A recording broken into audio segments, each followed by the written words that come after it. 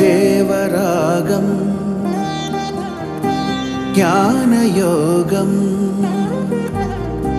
వ్యాసపీఠం బహువేదశాస్త్రం బోధామృతహిత శ్రీమన్నారాయణం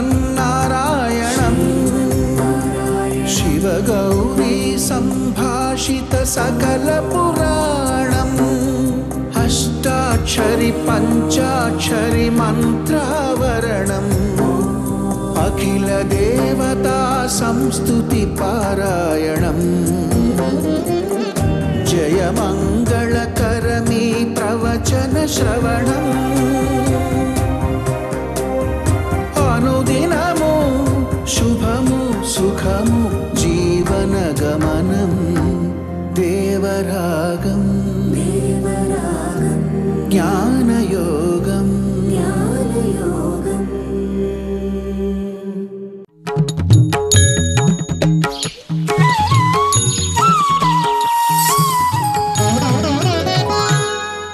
ఆపదామపహర్తారం దాతారం సర్వసంపదాం లోకాభిరామం శ్రీరామం భూయో భూయో నమామ్యహం.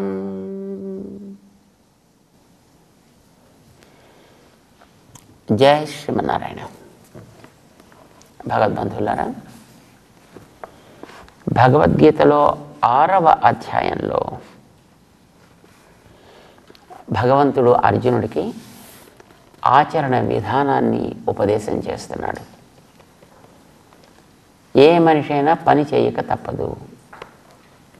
ఆ చేసే పనిని భగవంతుడికి ఉపయోగపడేటట్లుగా చేయడం అనేటటువంటిది శ్రేయస్కరం. దానికి కర్మయోగము అని పేరు. ఈ కర్మయోగం అనేటటువంటి సాధన ద్వారా మనిషి తన మనస్సుని స్వాధీనం చేసుకోవాలి. మనసు స్వాధీనమైతే ప్రపంచం స్వాధీనం అయినట్టే. మనసు స్వాధీనం కాకపోతే వాడు ఎంత గొప్పవాడైనా, వాడికి ఎన్ని పైసలున్నా, ఎంత అధికారం ఉన్నా, ఎన్ని రకాలైన వనరులు చుట్టూ ఉన్నా వాడు ఏమీ సాధించని పనికిరాని వ్యక్తే అవుతాడు. కనుక మనసు స్వాధీనంలో ఉండడం అనేటటువంటిది చాలా ప్రధానమైనటువంటిది. మనసు స్వాధీనంలో దేనికి ఉపయోగపడుతూ ఉండాలి. దీన్ని గతంలో చెప్పాడైనా సమత్వ దృష్టిని సాధించడానికి మనస్సును ఉపయోగించాలి. అంటే మనసులో ఏర్పడాల్సింది అది. దానికే యోగము అని పేరు పెట్టాడు. ప్రార్థన చేస్తూ అర్జునుడు 32వ శ్లోకంలో యోయం యోగ త్వయా ప్రోక్త సామ్యేన అంటాడు. అంటే సమతా దృష్టి కలగాలి అని నువ్వు చెప్పినటువంటి యోగం ఉందే, అమ్మో ఇది చాలా కష్టంగానే కనిపిస్తోందయా అన్నాడు ఆయన. ఎందుకని అంటే అసలు మొదటి నుంచి అర్జునుడికి యుద్ధం చేద్దామని లేదు. యుద్ధాన్ని ఎలా మానేద్దామా అనేదే ఆయన యొక్క కోరిక, ఆయన యొక్క ప్రయత్నం. అందుకే ఎలాగైనా యుద్ధం మానడానికి కావలసినటువంటి మాటలే మాట్లాడతాడు ఆయన. కానీ అలా మానడానికి వీల్లేదయా. నీవు ఈ లోకంలోకి వచ్చింది పని చేయడానికి. నీకు తగిన పని నువ్వు చేసి తీరాలయ్యా. మిగతా వాళ్ళకి మిగతా పనులు, ఒకడికి వ్యవసాయం, ఒకడికి వ్యాపారం, ఒకడికి ఉద్యోగం, ఒకడి చదువు, ఒకడికి బోధన, ఒక్కొక్కరికి ఒక్కొక్క కర్తవ్యం ఉంటుంది. నీకు దేశ రక్షణ, ఇది నీ కర్తవ్యం. దేశ రక్షణ కోసం దుష్ట శిక్షణ కూడా చేసి తీరాలి. ఇప్పుడు అక్కడ పాలనలో కూర్చున్నటువంటి దుర్యోధనాదులు దుష్టులయ్యారు. అలాంటి వాళ్ళని దండించాల్సిన బాధ్యత నీకుంది. దానికి నువ్వు యుద్ధం అని పేరు పెట్టావు, చేయాల్సిందే అది. కానీ అర్జునుడికి ఆ యుద్ధం చేయడం ఇష్టం లేదు. ఆయనకి ఎలాగైనా తప్పించుకుందాం, ఎలాగైనా యుద్ధం మానేస్తే బాగుండు, ఇదే పాప ఆయన కోరుకుంటున్నాడు. కానీ కృష్ణుడు చెప్పే చూస్తే మంచిదే అని అనిపిస్తుంది. శాశ్వతమైన ఫలితం, ఆత్మ సాక్షాత్కారం, దానివల్ల కలిగే ఆనందం. ఇవన్నీ మంచిదే, ఇవన్నీ కాదు అని అంటలేదు, ఇవన్నీ గొప్పవే. కానీ అతనికి అవన్నీ కూడా చెయ్యాలంటే ఎంతకాలం పడుతుందో ఏమిటో, చేసినా ఫలిస్తుందో ఫలించదో, మధ్యలో ఏమైనా ఇబ్బంది వస్తే ఏమవుతుందో, ఇంత చేసి అంత వేస్ట్ అయిపోతుంది కదా, అంతవరకు పెట్టిన శ్రమ అంతా వేస్ట్ కదా. ఇప్పుడు శుభమా అని ఉద్యోగం చేయరాని వాడు ఉద్యోగం ఇస్తే, ఏమండి మధ్యలో రోగం వస్తే ఏం చేయాలండి, ఆరోగ్యం చెడితే ఏం చేయాలండి, లేదా ఉద్యోగాలను తీసేస్తే, ఇలాంటి ప్రశ్నలు ఎందుకు నీకు? శుభంగా ఉద్యోగం ఇచ్చి చేయరా అన్నప్పుడు స్టార్ట్ డూయింగ్. ఎంతకాలం సాగితే ఎంతకాలం సాగుతుంది? ఎప్పుడు రోగం వస్తే అప్పుడే చూసుకోవచ్చు. దానికి తగ్గ నియమాలేవో వాటిని మాత్రం తెలుసుకుని నువ్వు చేయడం అనేటువంటి నీ బాధ్యత. నియమాలు తెలుసుకుని చేయాలి, ఆరోగ్యాన్ని మంచిగా ఉంచుకునే ప్రయత్నం చేయాలి, దానికి సాధన చేయాలి. అంటే యుక్తాహార విహార యుక్త చేష్టస్య కర్మసు యుక్త స్వప్న అవబోధస్య, ఇవి కనుక నువ్వు చేస్తున్నట్టయితే నీకు ఏ రకమైన రోగం రాదు, హాయిగా చేసే పని సవ్యంగా చేయగలుగుతావు, నీకు సుఖం, చేయించుకునేవాడికి సుఖం. ఇది అర్జునుడికి కూడా తగును. యుద్ధం తను కూడా చెయ్యాలి. యుద్ధం చెయ్యాలి అని తనకి యుక్తియుక్తంగా అనిపిస్తోంది. కానీ చెయ్యాలనైతే శారీరకంగా అయితే అతనికి ఇష్టం లేదు, అతనికి మనస్సు దానికి ఒప్పుకోవట్లేదు యుద్ధం చేయడం కోసం. ఎలాగైనా మానేస్తే బాగుండు, ఏం చేసినా మానేస్తే బాగుండు అనే ఆలోచనలు ఆయన్ని వెన్నాడుతున్నాయి. అందుకోసం ఎలాగైనా అతను యుద్ధం చేయించాలి అనేది కృష్ణుడు అతనికి ఉపదేశం, కర్తవ్య బోధని చేస్తున్నాడు. దానికోసమని ఈ పని చేయడం కోసం వచ్చినటువంటి శరీరంలో పని చేయిస్తూ ఉండేటటువంటి జీవుణ్ణి మట్టు తెలుసుకోగలిగితే, వాడు ఇక్కడికి ఎందుకు వచ్చాడో తెలిస్తే, అప్పుడు వాడి బాధ్యతని వాడు ఇష్టమో కష్టమో నష్టమో వాడు చేసి తీరాలి అనే విషయం తెలుస్తుంది. కనుక ఆత్మసాక్షాత్కారం కోసమని, సమత్వ దృష్టి ఏర్పడడం కోసమని అతనికి ఉపదేశం చేస్తున్నాడు. ఇందాక అనుకున్నాం కదా, అర్జునుడికైతే అది నిజానికి ఇష్టం లేదు, ఎలాగైనా మానిస్తే బాగుండు అని ఉంది. దానికోసం దానికి ఇప్పుడు పాడు పని చేసేవాడు పాడు పని తగ్గ లాజిక్ కూడా పెట్టుకుంటాడు, మంచి పని చేసేవాడు మంచి పని తగ్గ లాజిక్ కూడా పెట్టుకుంటాడు. దొంగతనం చేసేవాడు ఏం చేస్తామండి, ఈ దొంగతనం నేను కూడా నిర్బంధంగా చేయాల్సి వస్తుంది. ఎందుకనంటే భగవంతుడు నాకు ఒక బాధ్యతనిచ్చాడు, నాకు ఒక కుటుంబాన్ని ఇచ్చాడు. కుటుంబాన్ని పోషించాల్సినటువంటి బాధ్యతని నెరవేర్చాలంటే నాకు ఇతరత్ర కుదరటలేదు కనుక ఇప్పుడు దొంగతనం చేసేనప్పటికీ కూడా సంపాదించి నా బాధ్యతను నేను నెరవేర్చుకోవాలి కనుక నేను చేస్తున్నాను. వాడికి అది it's a logical point for him also, right? వాడికి అది కరెక్టే అది. కానీ దానికోసం కృషి చేసి పని చేసి ఉద్యోగం చేయరా, వాడి దగ్గర నౌకరీ చేయరా అంటే అది చాలా తక్కువ ఇస్తాడండి. ఎందుకంటే నేనేం చదువుకోలేదు, నాకేమీ రాదు కనుక నేను చేసే ఉద్యోగంలో నాకు ఇచ్చే డబ్బు చాలా తక్కువ ఉంటుంది, కొంచెం ఎక్కువ సంపాదించాలి, కుటుంబాన్ని చక్కగా చూసుకోవాలి. మరి ఇంటి పక్క వాళ్ళు చూస్తే వాళ్ళు బ్రహ్మాండంగా కట్టుకుంటున్నారు, మా ఆవిడ నన్ను తిడుతోంది, వాళ్ళ పిల్లలు కారులో తిరుగుతున్నారు, మా పిల్లంతా నా మీద పడి ఏడుస్తున్నారు, కనుక అవన్నీ చేయాలంటే నాకు ఈ పని తప్పదు. వాడి దృష్టిలో అది మంచిదే, వాడి దృష్ట్యా అది తగును. కానీ వాడు చేయాల్సిన కృషి తగ్గట్టుగా వాడు చేస్తున్నాడా, అది ప్రశ్న వస్తుందన్నమాట. అంటే ఎప్పుడైనా ఏ పని చేసేవాడికైనా లోపల వాడికంటూ ఒక లాజిక్ ఉంటుంది. ఆ లాజిక్ వాడికి సపోర్ట్ చేస్తేనే వాడు ఆ పని చేస్తాడు. కానీ ఆ logic is appropriate or not, అది మనం డిసైడ్ చేయాల్సినటువంటిది అన్నమాట. చేతి ఏది ఆలోచన ఎట్లా ఉండాలి అనేది మనసుకి నచ్చ చెప్పాలి. భగవత్ సంబంధమైనది చెయ్యాలి, భగవదితరమైన వాటిని వదలాలి. ఎందుకని దీనికి యజమాని భగవంతుడు కనుక, నీ శరీరానికి యజమాని భగవంతుడు, నీకు యజమాని భగవంతుడు, ఈ ప్రపంచానికి యజమాని భగవంతుడు, ఇచ్చినవాడు ఆయన. కనుక ఆయనకి తగ్గట్టుగా నువ్వు దీన్ని వాడాలి.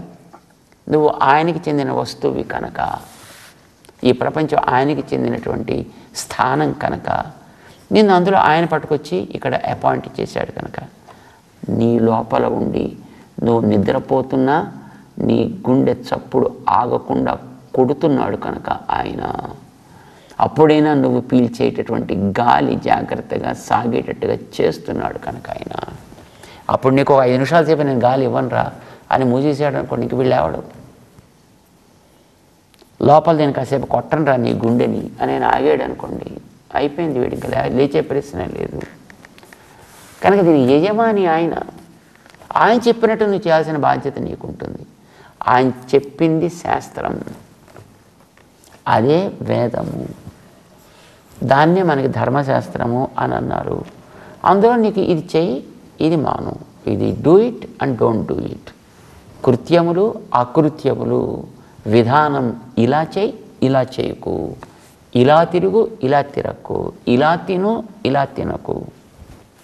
తినద్దని చెప్పాలా, నీ ఇంద్రియాలను పని చేయించొద్దని చెప్పాలా, పని చేయించుకోవాలి, అన్నీ చేయాలి, ఈ ప్రపంచంలోనే ఉండాలి, ప్రపంచంతోటే బతకాలి.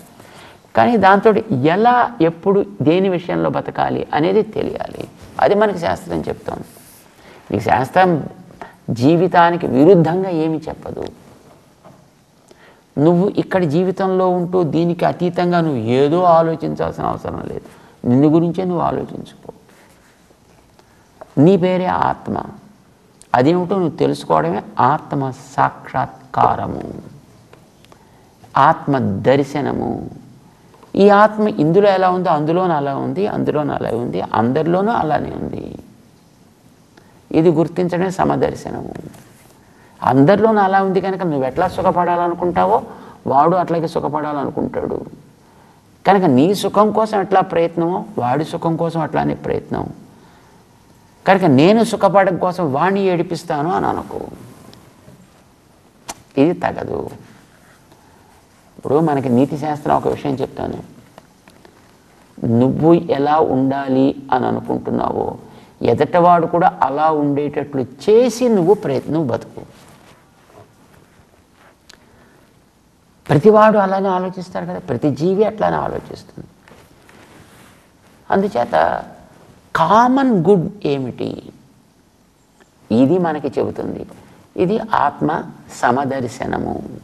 ఈ సమదర్శనం అనేది సాధించాలి, అప్పుడు పని చెయ్యాలి. ఆ పని నీ కర్తవ్యాన్ని తగ్గట్టుగా నువ్వు పని చేయాలి. ఇది సింపుల్. భగవంతుడి విషయం వైపు అది ఒక్కొక్కసారి పరిగెడుతుంటే దాన్ని ఎంత మంచిగా అనుకూలంగా చేసుకుని ప్రోత్సహిస్తూ ముందుకు వెళ్ళాలి అనేది మనకి ఆళ్వార్లు చెప్తారు. ఆళ్వార్ మనస్సుకు ఒక పేరు పెట్టారు. మనస్సుని తమిళంలో నెంజు అని అంటారు. నెంజు. ముందుత్త నెంజే ముయత్తి సుమందెழுந்த ముందుత్త నెంజే ఇయత్తు వాయి ఎమ్మొడు నీ కూడి అంటారు వారు ఒక చోట. అంటే ఆళ్వార్ మనస్సు భగవంతుడిని బాగా గుర్తిస్తుంది. మన మనస్సు కూడా భగవంతుని గుర్తిస్తుంది ప్రసాదం కోసం, ప్రసాదం ఇచ్చేదాకా. ప్రసాదం చేతుల్లో పడ్డ తర్వాత ఇంకా మనకి నమస్కారం, తర్వాత మళ్ళీ ప్రసాదం ఎప్పుడు పెడతారో అప్పుడే వస్తాం మళ్ళీ మన గుళ్ళోకి. ఉంటే గింటే మనం దేవుడి గురించి ఆలోచిస్తామండి, కానీ అదే జీవితం అనుకున్నా మనం చేస్తాం లేదు. ఏదో కొత్తసేపు చెయ్యాలి కనుక మనం చేస్తాం, అంతవరకే. దాన్ని ప్రధానం చేసుకుని జీవించడం అనేది మనకి చేత కాదు. మనకి కొంతసేపు అక్కడ కూర్చుంటే మళ్ళీ మనకి బోరు కొట్టి మనం అక్కడి నుంచి వెళ్ళిపోతాం మళ్ళీ. కానీ ఆళ్వారి మనసు అలా ఉండదండి, అదే ప్రధానంగా ఉంటుంది, దాని అందే నిలకడ కలిగి ఉంటుంది, దాని వైపే పరిగెడుతుంది.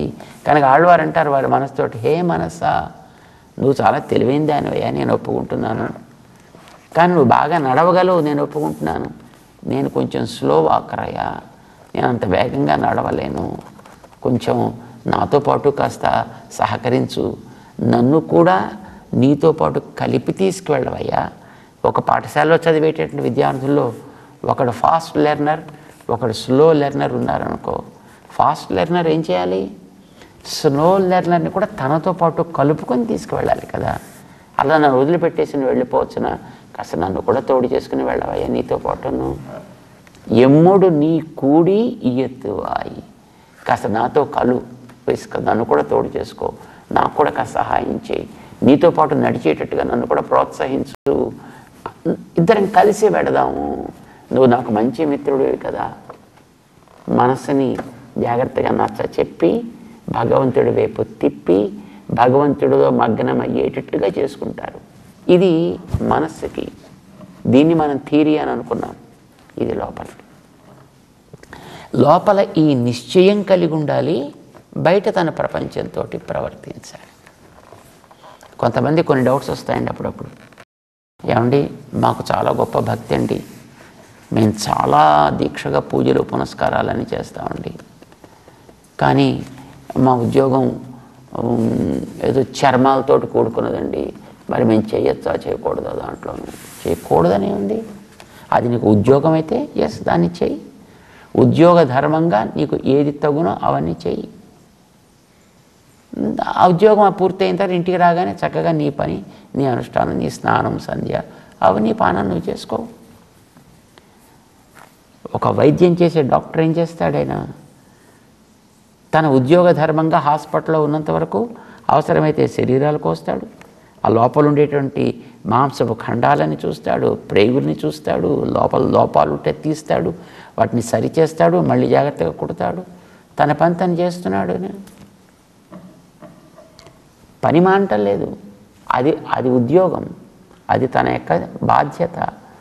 ఇంటికి తిరిగి రాగానే హాయిగా చక్కగా నువ్వు స్నానం చేసుకొని పూజ పునస్కారం ఏవే ఉన్నాయో అవన్నీ చూసుకో. అది చేసేటప్పుడు కూడా అది కూడా భగవద్ ఆరాధన అని భావించి చెయ్యి. నువ్వు పేషెంట్ మీద ట్రీట్మెంట్ చేస్తున్నా, అక్కడ పేషెంట్కి ఆ దేహాన్ని కోసి ఆ లోపల ఉండేటటువంటి ఆ లోపాలని సరి చేస్తూ దానికి కావాల్సిన ట్రీట్మెంట్ చేస్తున్నా, ఇది కూడా భగవంతుడు ఏర్పరిచినటువంటి ఒక మెకానిజంలో ఉండేటటువంటి సవరింపులు నేను చేస్తున్నాను. దీన్ని సరిగా చూడాల్సిన బాధ్యత ఆయనది. డాక్టర్స్ ఈ మాట బాగా చెప్పుకుంటారండి. వాళ్ళల్లో కూడా ఈ రకమైనటువంటి ఒక విశ్వాసం, వాళ్ళకి ఒక ప్రమాణం. ఇది కేవలం విశ్వాసం కాదు, ఇది ఒక ప్రమాణం. వాళ్ళ చేత ఆ చదువులో చేయిస్తారు అని అంటారు. అంటే I dress the wound, he treats. నేను నా బాధ్యత కడిగి దాన్ని కుట్టడం దాకానే, కానీ ఆ చర్మాలు అంటుకోవడం అనేది నేను చేసే పని కాదు, నా సూది చేసే పని కాదు, నా దారం చేసే పని కాదు, నా చెయ్యి చేసే పని కాదు. ఈ శరీరం మళ్ళీ అంటుకుని చర్మం సవ్యంగా అవ్వడం అనేది హీ హీల్స్ ద wound, వాడు చేయాల్సిన పని. అంటే అక్కడ కూడా వాడు భగవంతుడి యొక్క ఆరాధనా భావంతో ఆ పని చేస్తాడు. చేయొచ్చండి. వాడు ఏ పని చేస్తున్నా అది భగవద, తనకి ఏది విధి విహితమో, ఏది హితకరమో దాన్ని ఆరాధనా బుద్ధితోటి చేయడం అని, అది సింపుల్గా మనకి చెప్పేటటువంటిది. కానీ మనం అనుకుంటున్నాం కదా, అర్జునుడికి అలా చేయాల్సింది, అబ్బా ఎంతకాలం చేస్తాం, అబ్బా ఎంతకాలం. ఇప్పుడు పాపం కృష్ణుడి మీద విశ్వాసం ఉంది అర్జునుడికి, లేదనడానికి లేదు. కానీ తన సుఖానికి అడ్డు రానంత వరకు మనం దేవుణ్ణి ఎంతవరకు పూజ చేస్తామండి, మనకి ఇబ్బందికరం కానంత వరకు. మా పెద్దజీయర్ స్వామి వారి ఈ సమయంలో జరిగే ఒక సన్నివేశాన్ని అప్పట్లో వారితో పాటు ఉండేటటువంటి ఒక పెద్ద ఆయన, వరంగల్లో ఉండేటువంటి ఒక పెద్ద ఆయన చెప్తుండేవారు, గుడుంబే రామాంజాచార్య గారిని. ఆయన చెప్తుండేవారు, భగవంతుడు విగ్రహ రూపంలో ఉంటాడు, భగవంతుడికి ఊరేగింపు కూడా చేస్తుంటారు. అది ఒక వేసవి కాలం అట, ఊరేగింపుగా తీసుకెడుతున్నారు దేవుణ్ణి. సరే, అది ఒక రోడ్డు నుంచి తీసుకెడుతున్నారు. వేసవి కాలంలో అప్పుడప్పుడు వానలు కూడా వస్తుంటాయి. సో సడన్గా కాస్త వాతావరణం మారింది, కాస్త ఎండ తగ్గింది, మబ్బులు వచ్చాయి, ఇంతలో వాన కురవడం ప్రారంభమైంది. దేవుణ్ణి మోసుకొచ్చేటటువంటి వాళ్ళు అప్పటిదాకా బాగానే మోసుకొచ్చారు, కానీ వాన ప్రారంభమయ్యేటప్పటికి అక్కడెక్కడ ఇటు అటు పెట్టడానికని ఏ రకమైనటువంటి ఆచ్ఛాదన లేదు. లేకపోతే అప్పుడు పక్కకు తీసుకొచ్చి అలాగే పక్కనే దింపేసి వాళ్ళంతా ఇటు అటు ఎక్కడ అవకాశం దొరికితే తడవకుండా ఉండే చోటుకి వాళ్ళు వెళ్ళిపోయారట. పాపం స్వామివారు చూశారు, అయ్యో నాయన నీకు ఇలా స్థితి వచ్చిందా అని. పాపం వారు పైన వేసుకున్నటువంటి ఆ కండువాన్ని తీసుకెళ్ళి ఆ పైన ఆయన మీద అలా పట్టుకుని అక్కడ నిలబడ్డారటండి. అక్కడ వాన తగ్గేటంత వరకు. తర్వాత మళ్ళీ వాళ్ళు వచ్చి, అయ్యో స్వామి మీరు వానలో తడిసిపోతున్నారే. ఎంత భక్తి, ఎంత శ్రద్ధ, ఎంత ప్రేమ. ఎంత విశ్వాసం అంటే దేవుడి మీద మనకు ఉండేటువంటి భక్తి, విశ్వాసం, శ్రద్ధ, ప్రేమ ఇలాంటివన్నీ మన సుఖానికి అడ్డు రానంత వరకే. మన సుఖానికి అది ఇబ్బందికరం అయిందనుకోండి, సరే ఇక్కడితో దేవుడికి నమస్కారం, మన దాన్ని మనం పెడుతుంటాం. ఎందుకు చెప్తున్నామంటే దేవుడి విషయంలో మనకి భక్తి, శ్రద్ధ ఉంటాయి. అవి కలుషితమైనవి అని అనం, కానీ కొంతవరకే ఉంటాయి. అవి కూడా మనకి మన సుఖానికి, మన శరీరానికి ఇబ్బందికరం కానంత వరకు మనం చూస్తాం. దానికి ఇబ్బందికరం అయిందంటే వాడిని కూడా మనం కొంచెం పక్కన పెట్టే ప్రయత్నం చేస్తాం. మన మనాన్ని మనం వెళ్ళిపోతాం. భోజనం పెట్టారనుకోండి అక్కడ, సరే దేవుడి సంగతి తర్వాత, దేవుడు ఇక్కడే ఉంటాడు కదా, ముందర ఆ పని ఏదో చూసొద్దామని ముందర అటు వెళ్ళిపోతాం. ఫస్ట్ అక్కడ ఆత్మలో లోపల కూడా దేవుడు ఉన్నాడు కదండి, మరి ఆయన కూడా మనం ఆరాధన చేద్దాం ఏమిటి, ముందర ఆయన ఆరాధన చేసొద్దాం. లాజిక్ అప్పుడు అక్కడికి పెడుతుంది అనమాట. ఆవిడ ఆరాధన అయిపోయిన తర్వాత మళ్ళీ ఇటు వస్తే ఇటు వస్తాం, లేకపోతే అటు కావాలంటే అటు పెడతాం. మళ్ళీ ఆ తర్వాత విషయం.